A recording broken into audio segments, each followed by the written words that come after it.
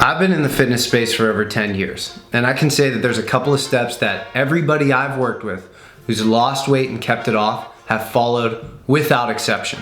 I'm gonna start with the least controversial points first, and I'll get more controversial as it goes on. Also, in the future, I'm gonna put out deep dive videos into each of these 5 points, so if you're interested in learning more, do me a favor, like this video and subscribe to the channel. Let's start with the least controversial point first.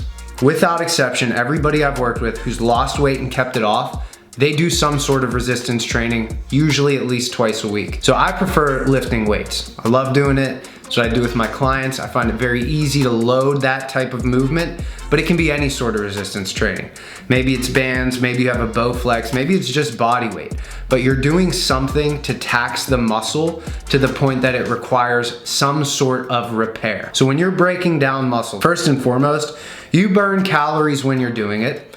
Not a ton, not like cardio, but you are burning calories. But more important than that, you're creating a little bit of trauma. You're damaging yourself when you're doing resistance training, and that requires energy for your body to repair from. So you're actually increasing the number of calories that you're burning throughout the day when you do a good resistance training workout. Another huge benefit to resistance training is you're actually preserving and potentially building lean tissue. So when you have more lean tissue, you have more muscle mass. That is more metabolically expensive than not having that muscle mass. When you're losing weight, you want to preferentially lose body fat. So if you have more lean tissue and it costs more energy for you to have and for you to maintain when you're actually doing activities, then it's gonna require more calories. If it requires more calories, that means you can eat more without gaining weight back. Completely uncontroversial. I think everybody knows that. You gotta do some sort of resistance training. The second thing, not really controversial, but a little bit. Everybody that I've worked with who's lost weight and kept it off, they do some sort of cardio several times a week. Like I said, 2-3 times a week, something like that. It does not have to be the cardio that you think about when you go to the gym. Somebody on a treadmill, a stepper, an elliptical, it can be gamified. You can do something like box, mountain bike, wrestle, do jujitsu, something that elevates your heart rate and keeps it elevated for a significant amount of time, 30 to 45 minutes. Yes, I get it. In theory, you don't have to do cardio because of the first law of thermodynamics. As long as you're eating less than you're burning, you're gonna lose weight. And if you find the perfect balance, then you maintain it. But I find that people who do cardio, it just works better for them. It's really hard to keep your calories low for a very long time, but you can eat a little bit more, you can participate in daily activities and live like a normal human if you're burning a significant amount of calories doing cardio several days a week. This is where things start to get a little more controversial. This is number 3. I have never, without exception, worked with somebody who's lost weight and kept it off, who's a diagnosed alcoholic. And again, I get it, in theory. If you lower your calories enough, you can drink, but that's not how it works in practice. Typically, when people begin drinking, they can get a certain sensation that they're looking for at a base level, one drink, let's say that's what it is. But your body builds a tolerance to it. So to get that same sensation, then it's 2 drinks, then it's 3 drinks, then it's 4 drinks. And before you know it, you are a diagnosed alcoholic. CDC defines it as a woman who has 7 or more drinks per week, or a man who has 14 or more drinks per week. And I think that's a pretty good benchmark. I don't find anybody who has a great body that's an alcoholic.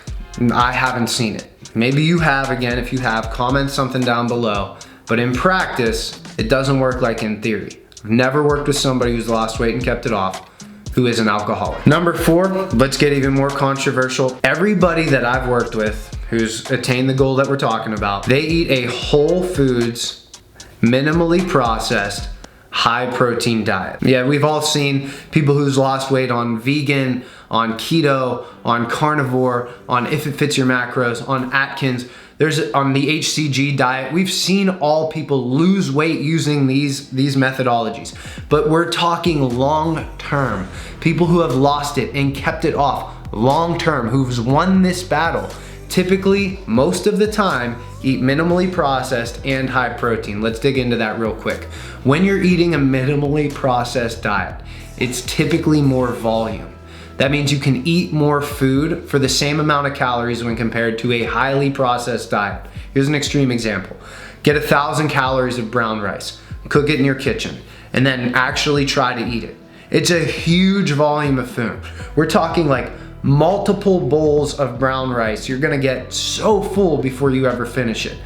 Compare that with 1,000 calories of cake, right? You can eat that very, very quickly. It's gonna be like 2 or 3 pieces. You might feel like shit afterwards, but you're gonna be able to do it and probably have more calories throughout the day. So just the pure volume of a minimally processed diet aids in keeping you full and consuming less calories. Also, with a minimally processed diet, it's typically higher in fiber. And fiber is a very satiating nutrient. If you have a whole bunch of fiber and then drink a lot of water afterwards, you are absolutely stuffed, and you will be for several hours. And then the high protein diet. I know a lot of people will say this is controversial. What about this book? And you know, protein can increase mTOR and kill you sooner. I don't agree with that, right? I think there's a lot of controversy surrounding that idea. And I find that people who have a high protein diet, they can maintain more lean tissue, bringing it back to point number 1. That lean tissue staves off body fat. Protein's also a very satiating macronutrient, so you feel full when you have a high protein diet. So it's really beneficial in 2 different ways. Yes, they may have 1 cheat meal a week, or they may, you know, every once in a while partake in something, but by and large, that's their dietary habit. And this is point number 5. It shouldn't be controversial, but I know it will be. They don't make excuses.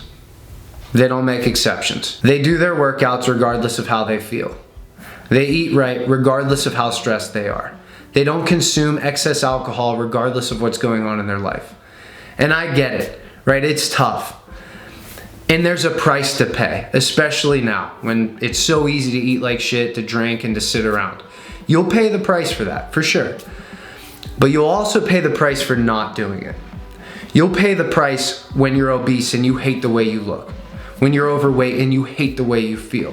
When you're trying everything you can to disguise how fat you are by layering different clothing. You'll pay that price too. You'll pay the price when you're sick because you didn't live a healthy lifestyle. There's a price to pay regardless, and I believe the price that you pay for being consistent with how you eat, with how you exercise, with how you consume alcohol is a much smaller price to pay than if you don't. Yes, okay, a funeral, a birthday party, every once in a while, fine. But I've never met somebody who's lost weight and kept it off that takes weeks off from the gym, that takes weeks off from their diet, that every Friday, Saturday, Sunday they're drinking alcohol, they're eating like shit. I've never seen it. So this shouldn't be controversial, but it's probably the most controversial point at all because nobody does it. So again, guys, I'll do a deep dive into all 5 of these points and why they're so important for your fitness. So if you're interested in that, do me a favor, subscribe to the channel. My name's Alex Wallace. I'm the owner of Wallace Fitness Center, and I've been in this game for a long time, and this is just what I've learned. Again, if you disagree, comment something down below. If you do agree, comment something down below, and I will see you in the next video.